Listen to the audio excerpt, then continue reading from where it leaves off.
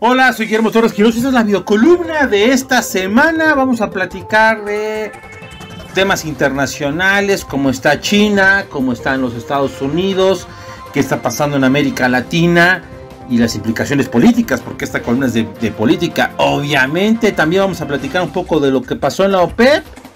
¿Fue un ridículo lo que hizo México o no? Hablando de México, platicaremos de Marcelo Ebrard, que es la nueva figura del gobierno federal, buscará la presidencia en 2024, y también platicaremos sobre unos actores que no han aparecido y que da gusto verlos, los gobernadores de oposición, esos gobernadores que habían permanecido un poco callados y que con el COVID-19 algunos se quieren proyectar también rumbo al 2024.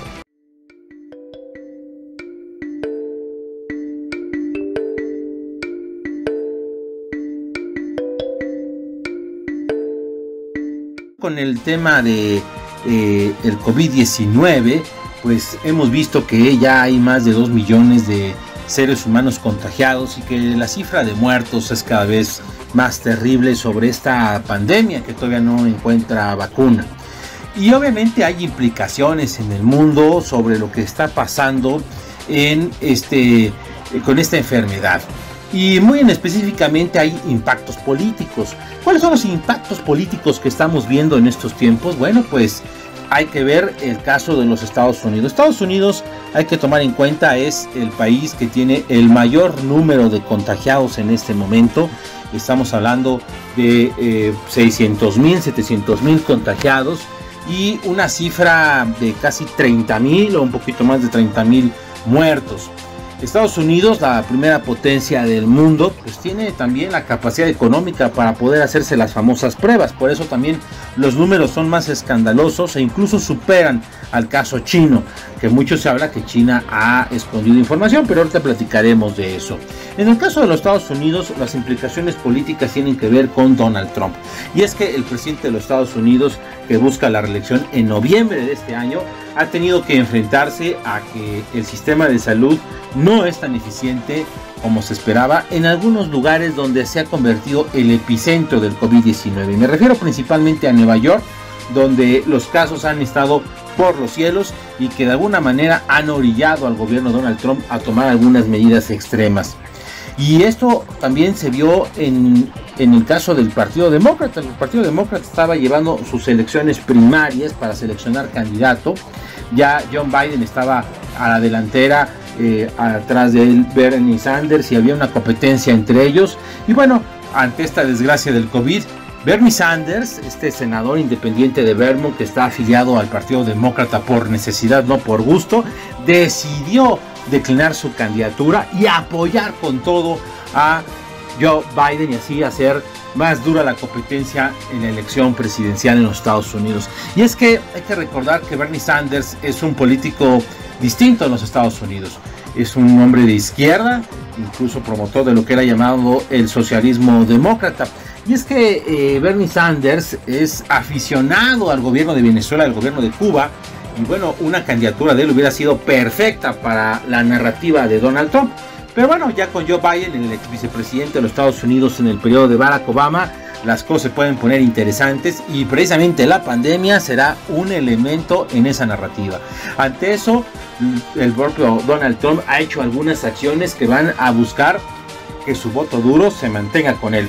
Una de estas es el haber anunciado que Estados Unidos va a dejar de financiar a la Organización Mundial de la Salud. Hoy en día Estados Unidos es el principal financiero de la OMC y ha decidido ya no hacerlo. ¿Por qué? Porque la OMC fue, por llamarlo así, incompetente para informar sobre lo que venía con esta pandemia y sobre darle veracidad a los datos públicos del gobierno chino. Y eso ha molestado a Donald Trump, que incluso ha pedido una investigación a fondo sobre qué es lo que realmente está pasando en esta pandemia, en este COVID-19, si es una creación, si es una estrategia china, todo lo que nos podemos imaginar alrededor. También ya habíamos mencionado, Donald Trump ha puesto número de dinero a la cabeza de Nicolás Maduro, 15 millones de dólares para capturar a él y al cártel de los soles. Y bueno, también sumado a lo que está buscando Donald Trump es que los famosos cheques que se están dando a la población norteamericana cheques de apoyo a cada habitante, a cada familia, pues llevan la firma de Donald Trump. Así que Trump hace su luchita ante esta pandemia y ante esta crisis que también se le puede convertir en una crisis política. Por otro lado, también hablando ya del tema China, pues China queda muy mal ante el mundo. Varios países han pedido que se revise a detalle cuál es el papel de China sobre la transparencia, cosa que no nos debe sorprender. China no se caracteriza por ser el más limpio en la materia, pero hay países, especialmente los más cercanos a China, de forma geográfica, que dicen que ellos tenían información de que el virus venía con fuerza. Y me refiero a Taiwán, a Corea del Sur, quienes han puesto el dedo en la llaga, criticando que los chinos pues fueron opacos con la información oficial y que incluso hoy en día siguen maquillando los datos. A esto hay que tomar en cuenta que tanto en Corea del Sur como en Taiwán son países donde los efectos del COVID-19 no han sido tan fuertes porque tomaron precauciones con bastante tiempo. En donde no se tomaron precauciones con bastante tiempo es en España. En España hay una crítica muy fuerte a este binomio que existe hoy en día entre Pedro Sánchez, el presidente español de origen del PSOE, del Partido Socialista Obrero Español, y Pablo Iglesias, el vicepresidente que viene de Podemos. Y es que esta mancuerna en el poder también ha opacado la información, también ha tomado malas decisiones y también se les critica, entre otras cosas, de ser pues bastante similares a las políticas chavistas, es decir, querer tomar esta coyuntura para sacarle agua a su molino, así como usted escucha. Y bueno, también dentro de los impactos políticos se encuentran los países de América Latina. El caso de Ecuador es tremendo. Guayaquil se ha convertido en otro epicentro de la pandemia y donde hemos visto escenas muy tristes. Esto va a tener repercusiones contra el gobierno ecuatoriano y donde vemos también a un presidente que no le importa andar por todos lados caminando. Es Jair Bolsonaro, el presidente de Brasil, que podríamos denominarlo el populista de derecha, que de alguna manera también ha querido decir que el COVID-19 pues no puede impactar a su economía y que hay que estar activos ante todo lo que se hace. Y sorprendente, después de más de un mes apareció el presidente de Nicaragua, Daniel Ortega, que estaba desaparecido. Muchos decían que ya estaba muerto. Bueno, pues apareció, hizo críticas a sus opositores y nos recordó que Nicaragua no ha tomado medidas sobre esta pandemia. La verdad es que las cosas en el mundo pueden tener cambios importantes con los efectos del COVID-19. Eso hay que darle mucha atención.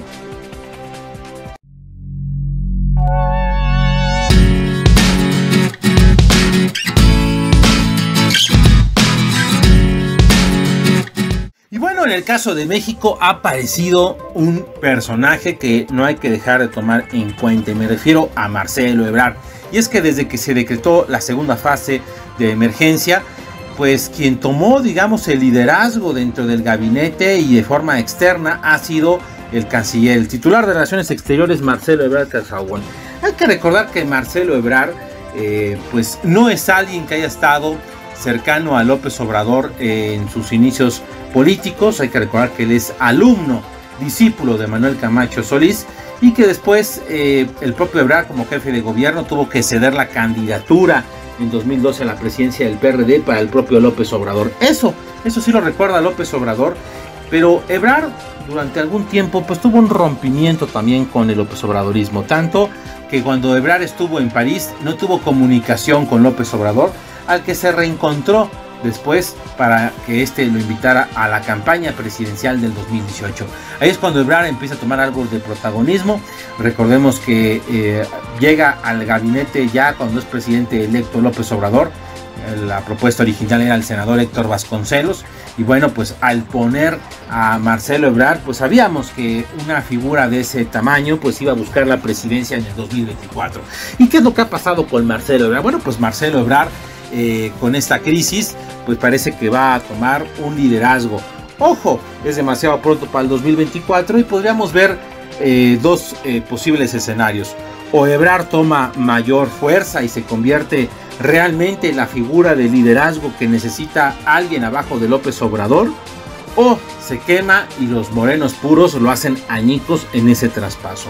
Lo que es una realidad es que vimos a Olga Sánchez Cordero como un verdadero florero en la presentación de la fase 2, a un secretario de salud, Jorge Alcocer, del cual apenas si podemos un poco reconocer su voz porque es demasiado gris. Hemos visto, claro, a un subsecretario López-Gatell, pero la llegada de un político como Marcelo Ebrard a estos momentos para tomar un liderazgo suena interesante y suena como algo que habría que ir analizando. Recordemos que Ebrard es alguien, podríamos decir, que genera confianza en ciertos grupos dentro de la clase política nacional, porque es alguien un poco más serio que el propio López Obrador.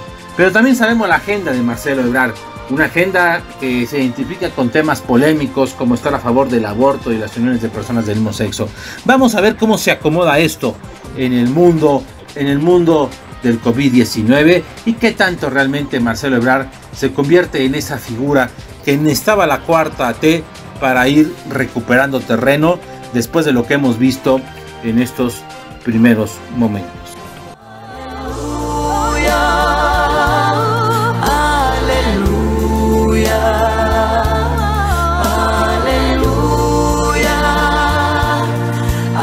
¿Qué ha pasado con los gobernadores de oposición? Bueno, primero hay que reconocer que han tomado un mayor protagonismo al que se había dado en los primeros 15 meses de la cuarta transformación. Y es que hemos visto a varios de estos gobernadores salir pues a dar la cara a sus pobladores y también a hacer reclamos auténticos a el gobierno federal. Y es que hemos visto que algunos de estos personajes han sido pues bastante mediáticos y esto llama muchísimo la atención. Por un lado, recordemos que hay un bloque de gobernadores, los gobernadores panistas, que esos ya llevan un tiempo haciendo un bloque de reclamos. Desde que se dio el tema de la firma del INSABI, esto que sustituyó al Seguro Popular. Y hay que decirlo que los gobernadores panistas han puesto algunas ideas en la mesa, solamente que pues a oídos sordos, pues sabemos claramente que la cuarta T no va a hacer mucho al respecto. Y bueno, de los gobernadores podemos mencionar a gente como Enrique Alfaro, el gobernador de Jalisco, que pues generó polémica por exigir que algunos proveedores le vendieran las pruebas del COVID-19, queriéndole ganar espacio al gobierno. Y hemos visto también la creación de bloques de gobernadores por región. El caso de los gobernadores del norte, este bloque que han hecho el Bronco, García Cabeza de Vaca del PAN de Tamaulipas y Miguel Riquelme del PRI en Coahuila, que han hecho una afrenta al gobierno diciendo que podrían ellos romper con la federación, tanto que también lo ha hecho el propio Javier Corral, gobernador de Chihuahua. Vemos también otro bloque interesante, es el bloque de los gobernadores del Bajío, de la zona centro del país, que ya antes del COVID-19 habían empezado a hacer algunas acciones a favor de las economías de sus estados. Y ahí podemos ver a gente como Diego Sinué, como el propio Alfaro, como al gobernador Carreras de San Luis Potosí, a Martín Orozco de Aguascalientes, al gobernador Pancho Domínguez de Querétaro, haciendo señalamientos y queriendo de alguna manera pues marcar una pauta distinta a la que marca el gobierno federal. Podemos también decir algunos otros que han llamado la atención, como el propio Omar Fayad, que se contagió del COVID-19, que ha estado cercano últimamente al presidente, hidalguense de origen priista, que cada vez parece más morenista. Bueno, pues Omar Fayad hizo incluso su propio hospital portátil y bueno, se contagió. Otro que también se contagió y que pues de alguna manera ha bajado el perfil porque pues no puede enfrentarse a la federación es nada más y nada menos que Adán López Augusto, que es el gobernador de Tabasco, la tierra natal del presidente Andrés Manuel López Obrador. Por otro lado, también hay que decirlo, Claudia Sheinbaum se ha revelado a López Obrador. Y esa Claudia Sheinbaum siempre la veíamos bastante alineada al presidente, una carta fuerte para el 2024, pero parece que alrededor de ella algunos le dijeron: señora jefa de gobierno, la Ciudad de México es el que tiene el mayor número de enfermos y de muertos del COVID-19, así que usted tiene que marcar su propia agenda. Y eso es lo que parece que quiere hacer Claudia Sheinbaum, que ha tratado de marcar su sana distancia al propio gobierno de la 4T. Es posible que haya una reconciliación, porque siempre lo habrá en estos grupos de la 4T, pero pues de alguna manera ha habido un distanciamiento por visiones distintas. Claudio Sheinbaum le fue ganando en los avisos sobre las fases al propio presidente López Obrador.